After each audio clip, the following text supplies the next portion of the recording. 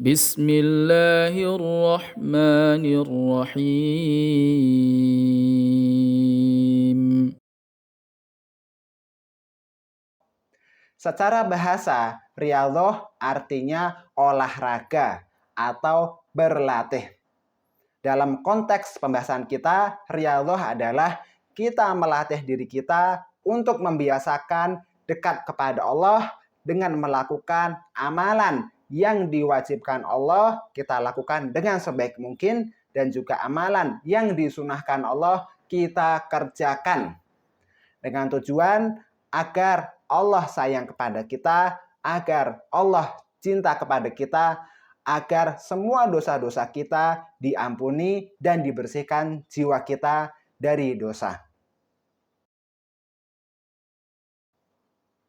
Riyadhah 40 hari merujuk dari hadis Nabi yang bunyinya, siapa yang melaksanakan sholat karena Allah selama 40 hari secara berjamaah, ia tidak luput dari takbiratul ihram bersama imam, maka ia akan dicatat terbebas dari dua hal, yaitu terbebas dari siksa neraka dan terbebas dari kemunafikan. Hadis riwayat Tirmidzi. Merujuk dari hadis ini bahwa selama 40 hari, jika kita pergi ke masjid, ke musola berjamaah dan mendapatkan takbiratul ihram sang imam, maka kita akan terbebas dari dua hal tadi. Kenapa Nabi Muhammad menyuruhnya atau memberi indikator 40 hari? Kurang lebih adalah ketika kita sudah terbiasa, sudah bisa melewati 40 hari secara berturut-turut, maka sudah terbentuk habit kita atau kebiasaan tersebut sudah nempel pada diri kita. Sehingga harapannya ketika kita sudah tertempel kebiasaan untuk dekat kepada Allah, kebiasaan hal-hal yang baik, maka setiap hidup kita terbiasa melakukan hal itu, dan jika kita meninggalkan sedikit, kita akan merasa ada yang kurang dalam diri kita. Ada sebuah kisah dari sahabat Nabi yang bernama Abu Umamah Al-Bahili. Suatu hari ada seorang yang mencuri 400 unta milik Abu Umamah dan juga 40 hamba sahaya milik Abu Umamah. Kemudian Abu Umamah mendatangi Rasulullah dengan keadaan sedih sekaligus curhat. Lalu Nabi Shallallahu Alaihi Wasallam berkata, ini barangkali karena engkau sering luput dari takbiratul ihram bersama imam. Lalu Abu Umamah berkata, wahai Rasulullah, jadi seperti itukah akibatnya jika luput dari takbiratul ihram bersama imam?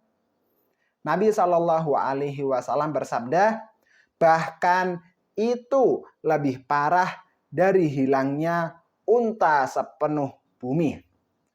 Maksud dari kisah itu adalah jika kita meninggalkan takbiratul ihram sang imam, itu lebih parah dari hilangnya seluruh unta di muka bumi. Artinya kita melakukan sholat berjamaah, mendapatkan takbiratul ihram sang imam, itu harganya lebih baik, lebih mahal dari seluruh ekor unta di muka bumi. Itulah kenapa harus 40 hari, karena untuk membentuk habit kebiasaan baik pada diri kita.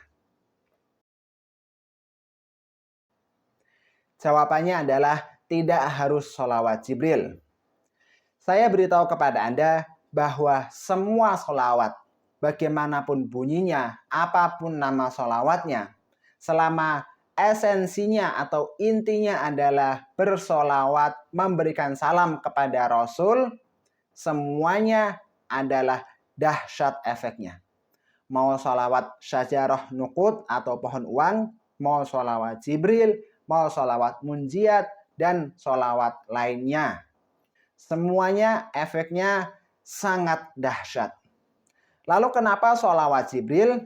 Karena sholawat yang paling familiar dan pendek lafaznya sehingga mudah diucapkan. bunyi sholawat Jibril sangatlah pendek, yaitu Sallallahu ala Muhammad. Dalam kita mengamalkan sholawat, semua sholawat, namun dalam konteks sekarang ini kita membahas sholawat Jibril. Intinya adalah dalam keseharian kita, setiap menit, bahkan setiap detik, kita selalu mengucapkan sholawat. Selama kita tidak beraktivitas, maksudnya selama ada waktu luang, kita tidak luput dari sholawat. Artinya apa? Artinya sepanjang waktu, sebanyak mungkin. Jadi sudah tidak ada lagi kesempatan untuk berkata buruk, tidak ada lagi kesempatan untuk membicarakan orang lain, dan juga tidak ada lagi kesempatan untuk scroll HP melihat aurat wanita bagi Anda yang laki-laki.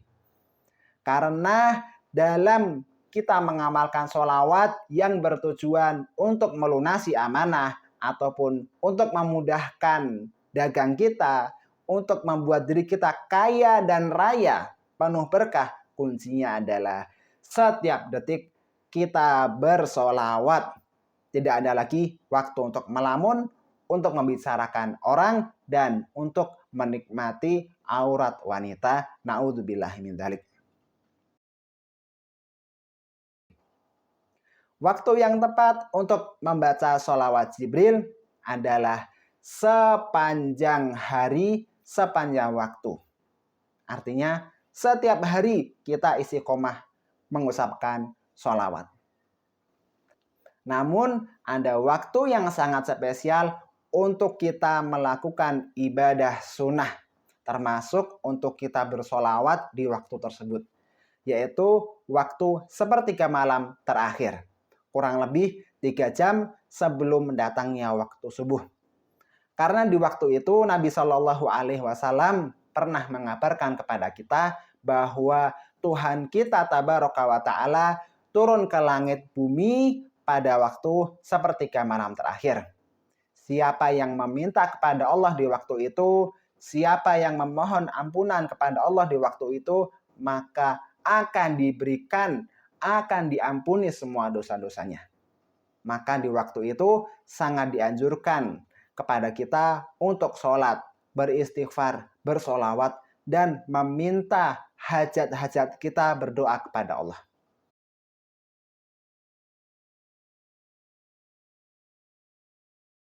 Selain mengamalkan sholawat Jibril, tentunya yang lebih utama lagi kita harus.